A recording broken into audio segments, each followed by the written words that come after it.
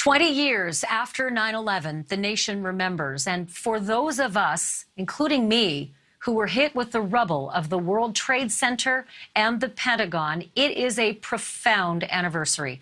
A candid conversation tonight. And what of the millions and millions of Americans too young to remember or not yet even born in September of 2001? Tonight, their perspective on the country we are leaving them, plus the CEO whose entire company was wiped out in the attack on the North Tower, two NYPD officers who survived that day and reflect now on police in America and how they're regarded 20 years later. All of that on this special edition of Banfield.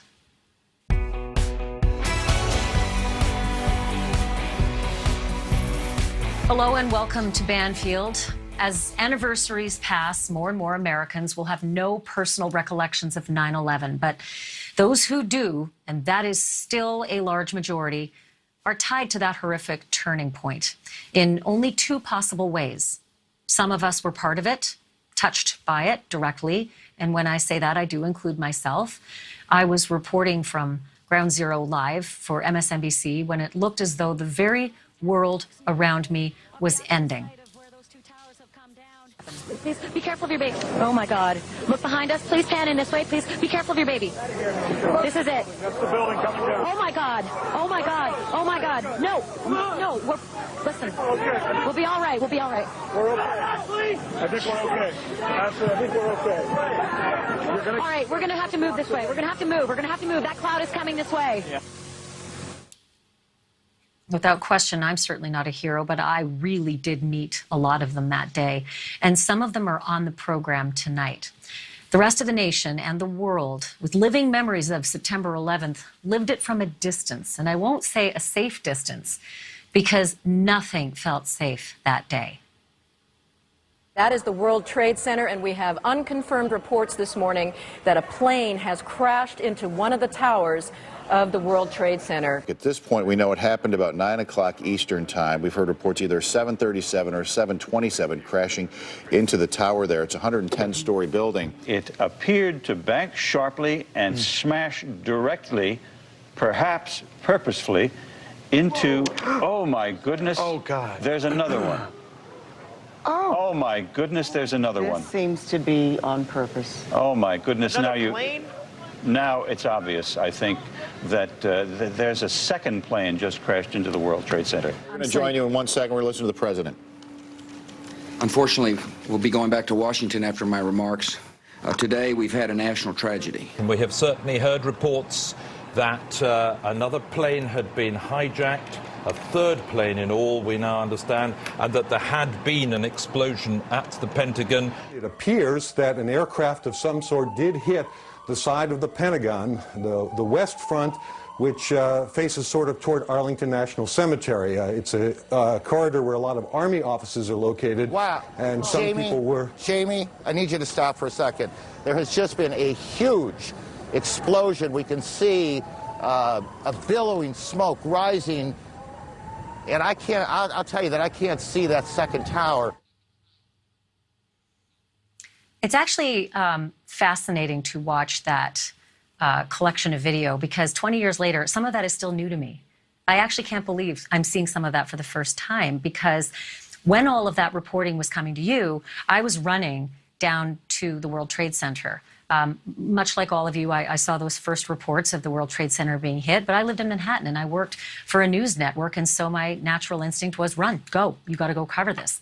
But it was very hard to get there. Subways had all shut down. I luckily found a cab driver who would drive me to southern Manhattan, but not all the way. He stopped around Houston Street, which if you know New York, you'll know it's a long way away from the World Trade Center, and said, I'm not going any further. So I ran on foot and eventually got towards the Trade Center as the North Tower was coming down. That was the second tower to come down. First tower to be hit, but second tower to come down.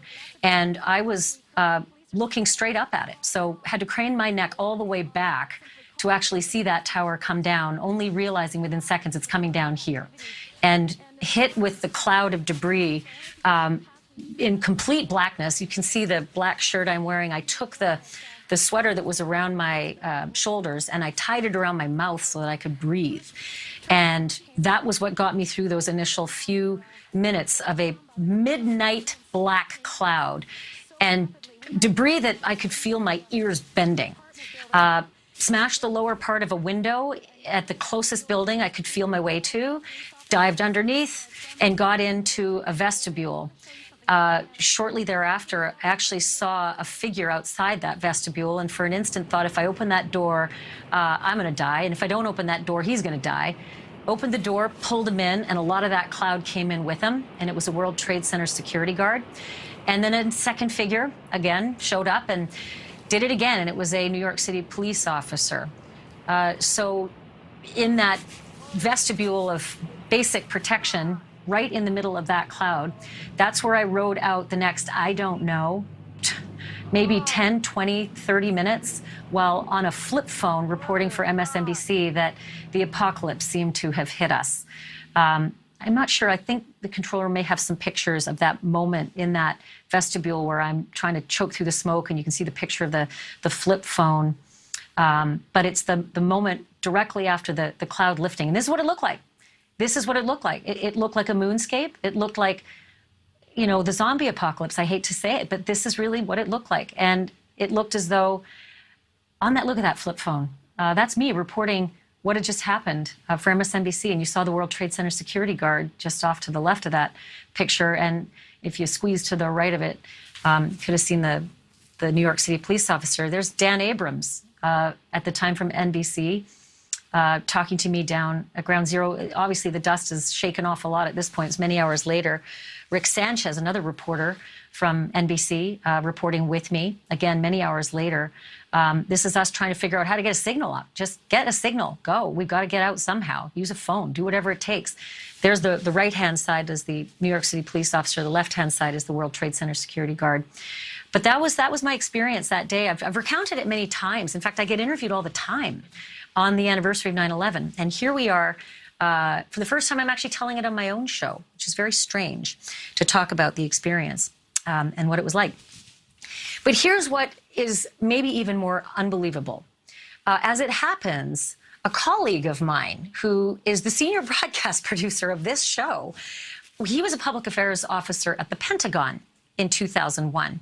And on the morning of September 11th, American Airlines Flight 77 slammed into the outermost ring of that building just 100 feet from his desk.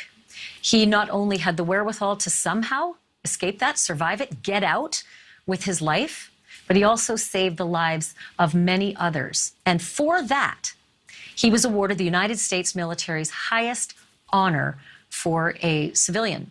His name is David Thayil, and I never even knew that we shared this extraordinary, bizarre, and unique September 11th experience, Dave, until just recently. So I've been able to persuade him to let somebody else take the reins of the show for just a few minutes so that we can talk a little bit about this story.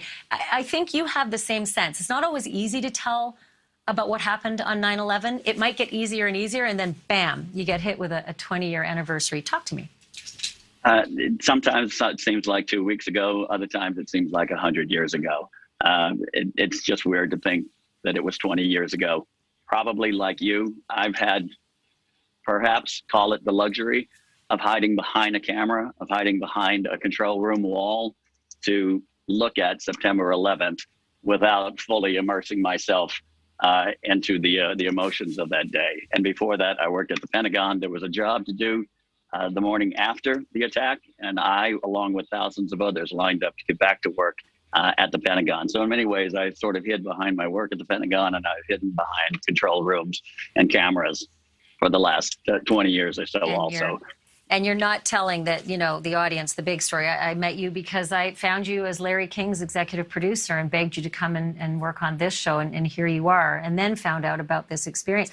You have a profound memory of the very few moments before the impact of the plane, which was extraordinary, and then the moments after. Can you walk me through that? We knew what happened in New York. We had a big event that we were getting ready for in the Pentagon when I was working in media relations at the Pentagon. We had a big event that we were getting ready for like everybody else. We heard the chatter of the first plane hitting the tower. We gathered around televisions. We saw the second plane hit. And like everybody else, we knew that this was something different. I'd gone back down to my office to close out what I was working on, and a friend called from nearby Fort Belvoir, about 10 miles south of the Pentagon, and she jokingly said the Pentagon's probably next, and it simply couldn't have been timed any better. We could hear the airplane approach. There's just an atmospheric change that happens when a full throttle jumbo jet is in the neighborhood, and I could hear it crash. I could hear the explosion. I could hear the walls crumbling as it was coming for me. My friend had heard me say a cuss word that she had never heard me use before, when it was just an explosion that ripped through my office. A wall landed on top of me that protected me. The fireball passed over me and killed people who were behind me. There were about 5 people who died within 40 or 50 feet of me. But I remember each sound distinctively as it was coming toward me, even though it's probably a time immeasurable in real time. You know, looking at these pictures, it's hard to believe, David, that you got out at all, but you did, and you rescued a number of people, which is just so remarkable. Can we show I know you're going to have to call for it because you're actually working in the control room right now, but can we show the picture and ask Mel, our director, to this one? This is a woman you're looking at now. Yeah. Correct. There was a woman that was brought to us. We started afterwards, when we got out of the Pentagon. Finally, there was a triage area, just a makeshift triage area that we all fell upon, and we were helping the victims as they were being pulled out. There's even an image of Don Rumsfeld, Secretary of Defense Don Rumsfeld, carrying a litter himself. That is me, who had just loaded a victim up. I turned to see this person, and it was like a war zone, with all of the various injuries around, and we literally were just triaging people. I have no medical experience, but I was telling people I knew who needed help and who could wait a little while. And I turned around, and there was a lady on a litter board that had these remnants on her that I just wasn't comprehending. I couldn't understand it. She was bald for her hair having burned off.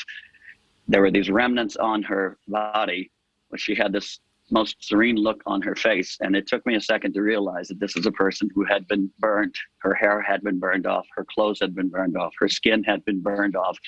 And the look of serenity on her face just wasn't matching what I was looking at. And I remember stopping in that moment with this war zone happening around me and saying, this is a woman who was meeting her creator. I have never seen a look of serenity like that.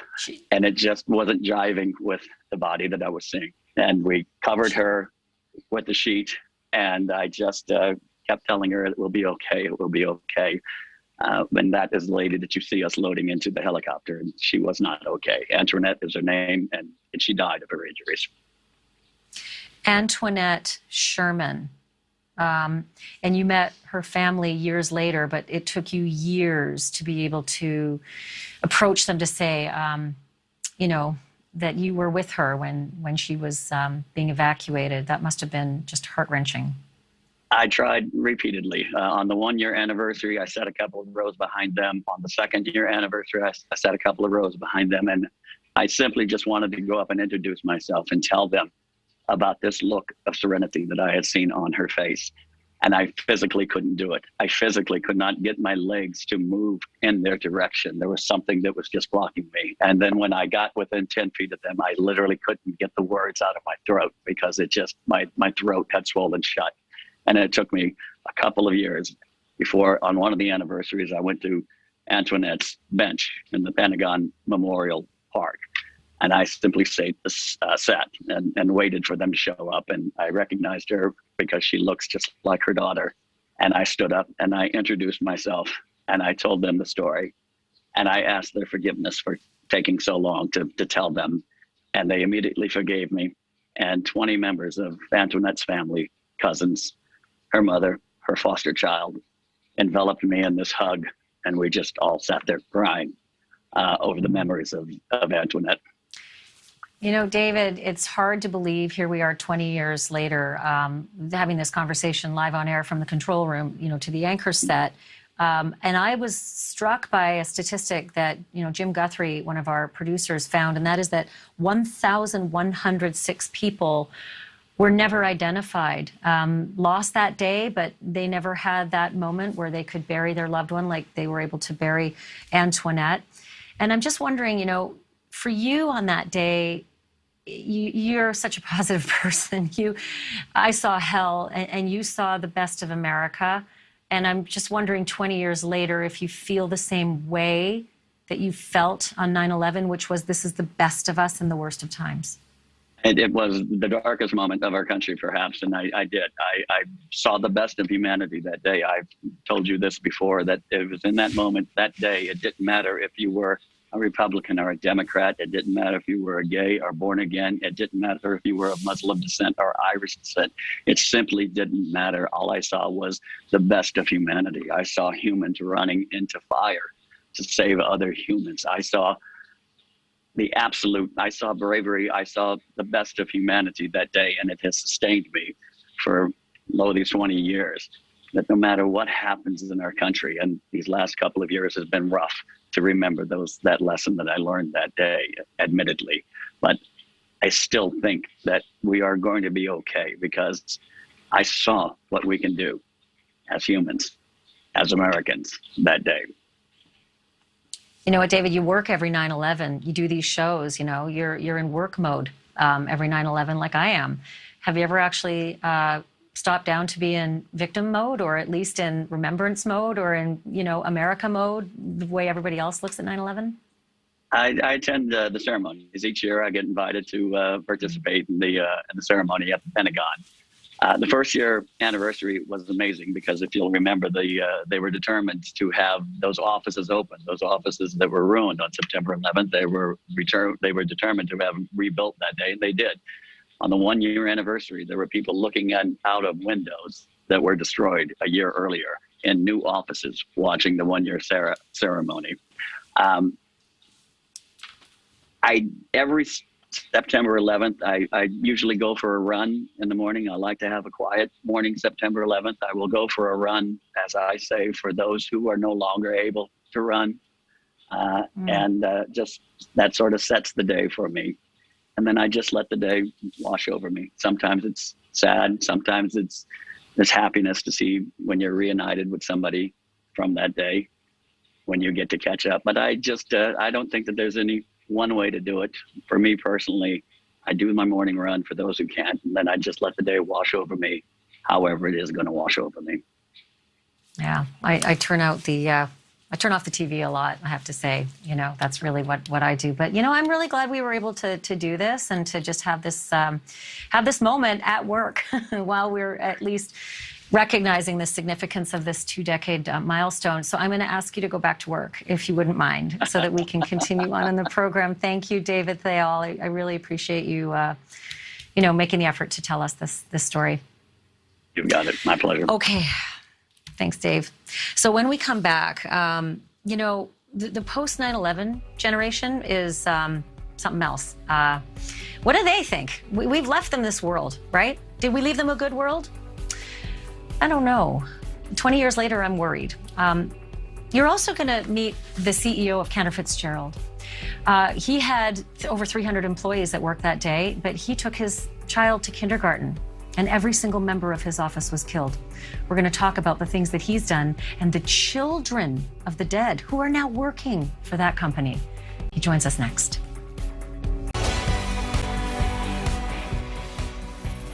United 175, New York.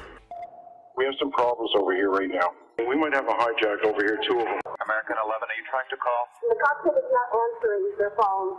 Our number 1 has been staffed, and our 5 has been staffed. United 9-3, have you got information on that yet? Yeah, he's down. He's down? Yes. When did he land? He did not land.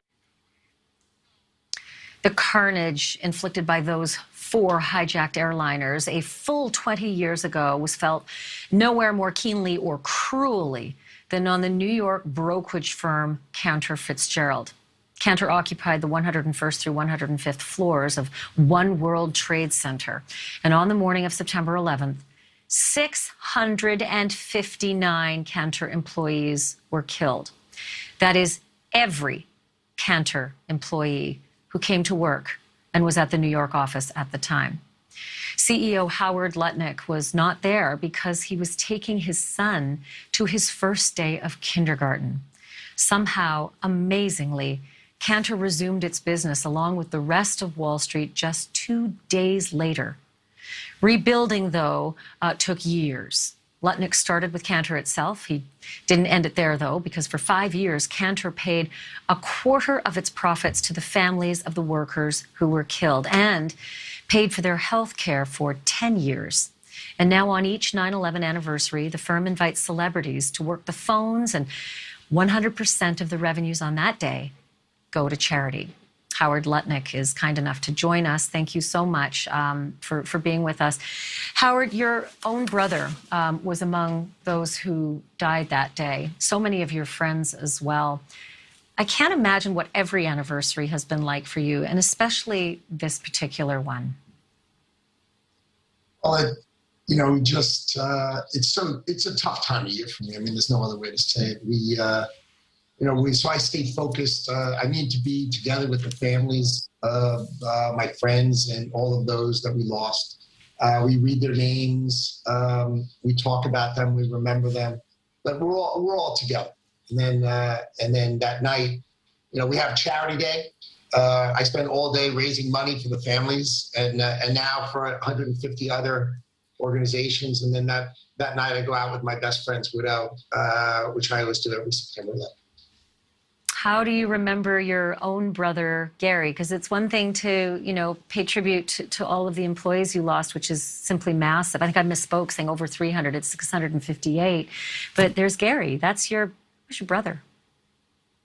Well, my sister, my brother, and I were really close. We lost our parents when I was 16, and my dad was killed when I was 18 when the nurse gave him 100 times a dose of chemotherapy. So my sister, my brother, and I were really, really tight, and the loss of my brother was devastating. So what we did is we tried to turn his memory into something fundamental. So we started the Cantor Fitzgerald Relief Fund, which my sister runs, so she could touch each of the families. And my sister wears a necklace of a broken heart around her neck, and she connects with all of the other families. And then I just tried to raise as much money as I possibly could, trying to piece this smashed company back together again to take care of the families of those we lost. And I was able to talk to them, and I was able to communicate with them because I was just one of them.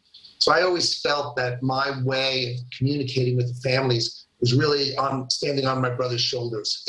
His being part of that group allowed me to talk to them, allowed me to build a community with them, allowed me to rebuild this company. And now we have 12,000 employees. And we are an incredible organization that is built really on the shoulders of my brother and his voice. So that's the personal and the professional part of Howard Lutnick on this 20-year anniversary. But then there's the average American. You and I are both average Americans. We both had a profound experience on that day, and then we deal with this anniversary every year.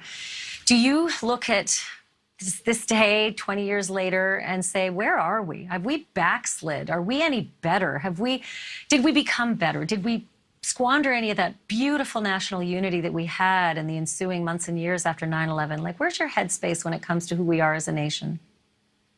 That day I was uptown with my son dropping into kindergarten, and then I went right down to the building to try to see if I could help. And I was literally standing underneath the North Tower when the South Tower collapsed. So I was literally engulfed in that black, and felt just like you did. Only I was unfortunately right underneath it, and thought I had died from that black. And so I felt really strongly that we should go and get the bad guys. And I was really.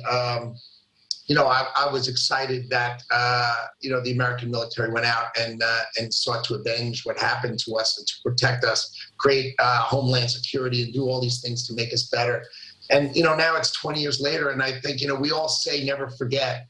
But, I sort of feel like it's fading, that we're not protecting ourselves against terrorists in the same way we did before, because it's 20 years and people just let it slide a little bit. So I feel like the world is forgetting a little bit, and it is allowing terrorists to sort of grow and build, and it's tough. It's tough to be 20 years later and to feel like we're not as vigilant, we're not as strong, we're not protecting ourselves as much as I thought we would do. But I guess that's just human nature. Well, then there's the other side of it too, right? As I'm assuming every year after 9/11, you know, some networks played the whole broadcast day. They would replay it. And I don't know for you, but for me, it was really hard. I couldn't watch it. And so I almost strangely, paradoxically, welcomed the dwindling of news coverage. But when you put it in those words, now I feel bad for, you know, not just sort of pushing through it and weathering through it. Do you sometimes feel, please, I don't need to see another story, it's too painful? Well, I would agree with you. Of course, it feels that way. And when I see those pictures, even when I'm watching your program and I see those pictures, you know, it causes my insides to just sort of rip apart, because when that first plane hit that first tower, those are my friends. You know, that's my brother, that's my best friend. We had a rule at the company: we only want to work with people that we like. So when we interview people, we would decide that these people are going to be our friends, because we spend more time with people we work with than often you spend with your family. And so these were all of our friends, and it's ripping. But what I try to do is keep my head down. We have this spectacular charity day where all of my employees, they waive their day's pay, and we ask our clients to do as much business as they can. We have celebrities come and help us. And we've raised on average $12 million a year, which we give to about 150 different organizations, because that's a good way for me to spend my day. You know, I can't figure out how otherwise to spend my day. Otherwise, I just want to stick my head under the pillow or stick it in an oven. One of those two. Figure out what's there. I completely understand, and I fully concur. And you know what? I like interviewing people I like, so I'm glad that you were here today. Thanks for doing this. Well, thanks for all you do and what you put up with that day and what David did. Those were incredible stories, and being down there with you that day was, you know, it never comes out of you. You know, it's just in you, and you knew what happened to the people in the building, and you know, it's just, you just want to remember them and keep them alive in your hearts. Like I said, I can't tell you enough how much I appreciate this on this, you know, very sad anniversary, but also very eye-opening for us as we look forward. Thanks, Howard. Thank you. When we come back, the post-9/11 generation, they are making their own connections to the events that shaped the world that we've left them. So how do you feel about the world we've left them? And how do you suppose they feel about it, especially when it comes to our behavior as adults? That's next.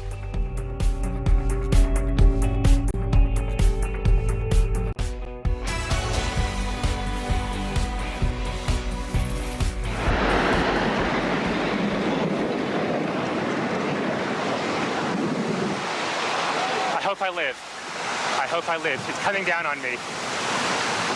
Here it comes. I'm getting behind a car. It's incredible.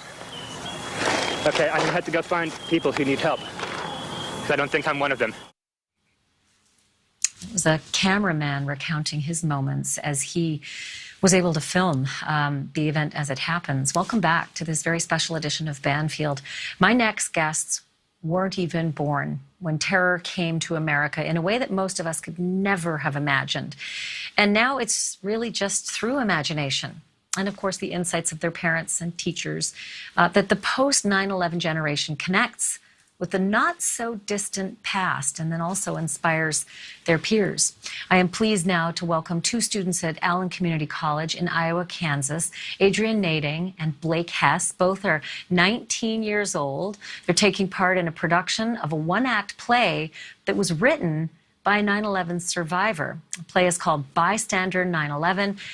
Guys, it's really good of you to join me. Thank you. Sometimes I can't believe that there's a generation who doesn't know anything about what we grown-ups you know, have lived through. And I would love to just sort of tap your brain as to what America is to you. You know, you've never taken your shoes off, or you've always had to take your shoes off, you know, at the airport, and you could never rush for a last-minute flight and get on board, you know, getting to the airport 15 minutes before. Those are some of the superficial things, but how do you sort of compare your America to what you think our America is?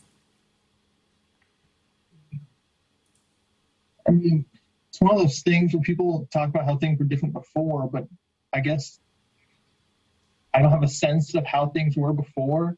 People had to get used to a new normal, but I was born into that new normal. Yeah. And Adrian, I suppose that the fact that you're doing this play on 9/11, and it truly is the personal account of the playwright. He was going to work that day, and he decided to write this play because he feels like 9/11 is just this collection of pictures to everybody, and it's not the personal experience that each of us went through. So you guys and every other actor over the years who've done this play, you're kind of living his life in a way, aren't you? Yeah, we're telling a story. I don't like thinking of it as acting because, in a way, we're just sharing his story. We're sharing his experience of that night, that day. Yeah. And Blake, when you read the play for the first time, prepping to, perform it, did you learn something? Did you think, geez, I've been watching the news all these years. I didn't know it was like this on 9/11.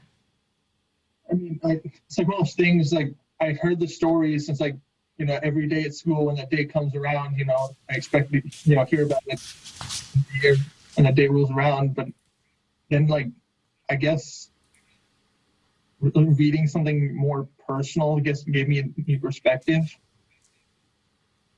Did it hurt, Adrian? Like when you started performing it and sort of living the reality of the playwright, did you get the lump in your throat that I get every 9/11? I hate to say it, and I should say the author of the play is Marin Langster. I hope I'm pronouncing it right, Marin Langster. Did you get the lump in your throat thinking, God, this is what he went through. This is what all of those people went through.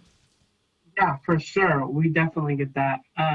We actually had to do a lot of research into 9/11 and the events that happened that day. And so we not only have to experience that while we're on stage, but we went through and we watched a lot of documentaries and videos, and we've actually talked to a few other survivors about it. So I really I feel more connected to it now than what I did before we started the play. Well, I for one, having, been under that North Tower when it came down, I'm really happy that you are, digging so deep into this and doing something to commemorate 9/11, but also, informing yourselves of the realities of that day. It seems almost like a weird memory for me too. So, Blake, the one question I have for your generation is, did we screw you up? Like, did we leave a crappy country behind? I think about those images you've had to look on January 6th with all those people storming the Capitol and beating up police officers and all the people screaming at each other in political rallies and the cable news that yells at each other and tells us all we're idiots if we're on the other side. I would love to know if you're mad at us for creating this world for you in the last 20 years, or if you feel like you've got a really good country, or you've got a good system, or you've got a good America. What are your thoughts? I would say that things are a mess right now, but I guess I am just still hopeful for the future. And I think doing this play, I'm hearing it's definitely also a story about how people came together. And so, like, I guess I am aware that the possibility of people coming together exists, even when I see all the division around me right now. I'll tell you what, I'll second that, because in New York City, the last thing that would happen when you walked into an elevator is someone would say hello to you.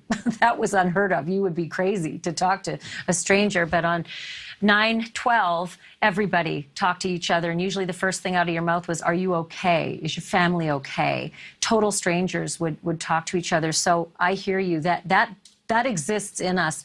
Adrian, just one last comment to you. Do you feel like we can get there again? Can we be a unified country? Can your generation take the baton and do better than we've done? I don't want to say yes or no, because I feel like your generation did a lot for us as a unified group. I feel like if we keep going in the right directions, we definitely can be better as a unified United States in general. So I definitely feel like, in a way, if we keep it up and we keep caring about other people and we talk to people about everything happening in the world, that we're not going to be separated. Does that make sense? Yeah, it totally does. And I'm very appreciative that you guys shared this with me. It's good to have this conversation. I need to have more of them. So Adrian, Nading, and Blake Hess, thank you so much for being with us on this show. I really appreciate it. And good luck to you with the play. Thank you. In the aftermath of 9/11, you know, we literally wore our love and gratitude for first responders on our backs, on our T-shirts, on our coffee mugs, everything we could find, shirts, caps, jackets emblazoned with NYPD and Fire Department of New York and others. So what happened to all of that goodwill for officers in the last 20 years? I'm going to ask with two people who survived the carnage that day. They wear that as a job. NYPD and FDNY. Back after a moment.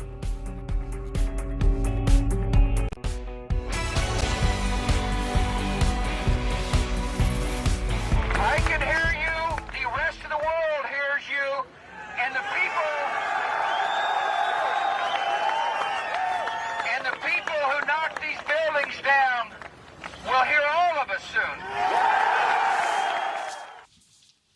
The buck may have stopped with the man on the bullhorn there, but tending to the hurt and the dead and the terrified, that fell to the first responders.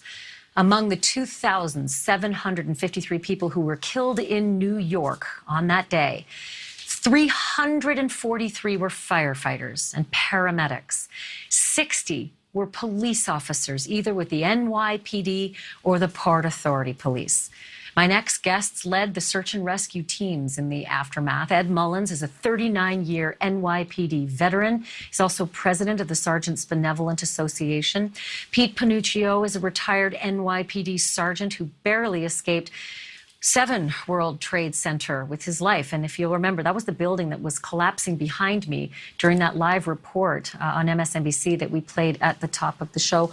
Welcome to both of you, and thank you very much for joining me on this very auspicious occasion. Ed, can I begin with you? I look at this 20-year anniversary. I try to look at it in a very big way, and all I can think of is how there was no more glorified person in America than an NYPD officer or a Fire Department of New York firefighter. And 20 years later, it's so different. Talk to me about the change in how America views people like you, NYPD and police officers in general. Well, on September 10th, 20 years ago, NYPD, cops across America were not looked at as the heroes that they actually became on September 11th. September 11th changed the world. It changed this country, it changed the city of New York. It also changed the way people looked at police and fire. And right after that, it was almost as if a police officer could do no wrong. We're here 20 years later, and policing hasn't changed drastically. We've improved with technology, we've improved with training, but what has changed is people. People have changed from 20 years ago in the regard that I think a lot of people forget, and a lot of people were not around when 9/11 occurred. And I can see the difference today as America lets its guard down from terrorism. My 2 sons flew on a plane shortly after 9/11, and they were searched at 5 years old. I never experienced that in my life. And every child from 20 years ago through today is doing the same thing. So we have a different view of the world. We have a different generation. And I don't think there's the appreciation for what this country offers. I don't think there's the appreciation for the police and how they keep America safe. And we have our military that keeps America safe on foreign lands. And messaging has changed. The media has changed. The media doesn't tell the true story of what occurs. They take a segment of what a police officer does, they show a 5-second video, and they paint police officers across the country with a negative brush. And they forget about 9/11. They forget about all the good things that police officers do on a daily basis. So, Pete, I want you to dovetail on that, and I want to take you back to the first Mets home game in New York, where the field was filled with first responders, the honor and the tributes and the adulation. For you, who survived 9/11, seeing that, seeing those images of all those first responders being cheered and adored, I can only imagine, what it was like, because you were suffering. You'd lost so many friends and colleagues, and at the same time, there was just this outpouring of love. I think that the Mets and even the Yankees, they wore NYPD ball caps and FDNY ball caps and sanitation department ball caps against league rules because it was so important to have moments like this, because it was so important to honor you. Talk to me about those mixed emotions back then and what it was like to go through that. At the time, it was incredibly hard. I lost 19 friends in the tower collapses that morning. And you see the outpouring. People came out to support us. Guys like myself at that time and other cops and firefighters, a lot of us were still at the Trade Center, and we stayed there for months, doing site security, searching for victims. But it was just an absolutely incredible outpouring of love, and it was good to see. I'm actually having a hard time talking about it. You know, we're here 20 years later. I retired last year, and it was 39 years I did in the police department. I loved it. I loved being a New York City cop. I love those cops in that picture right there. They're from the 19th precinct. The lady, female officers kneeling down is Joanne Dowd, one of the most exceptional cops I've ever seen, as well as the other officers in that photo. And, you know, you talk about the children of 9/11. Joanne Dowd was severely hurt that day. She blew a knee out. We were down at 11 o'clock that night. She absolutely refused to be evacuated until we all left together. And when she went to get her leg fixed, they told her, we have a problem. You're pregnant. And, you know, that was, I guess, one of the blessings. But I worked with some truly wonderful people. And you know, and the New Yorkers, across the nation, people supported us. It was absolutely amazing. You know what? Different Hold times, that retiring. Pete. Just such an amazing, amazing story. Hold that thought. I have to squeeze in one quick break, but I'm going to be back right after this.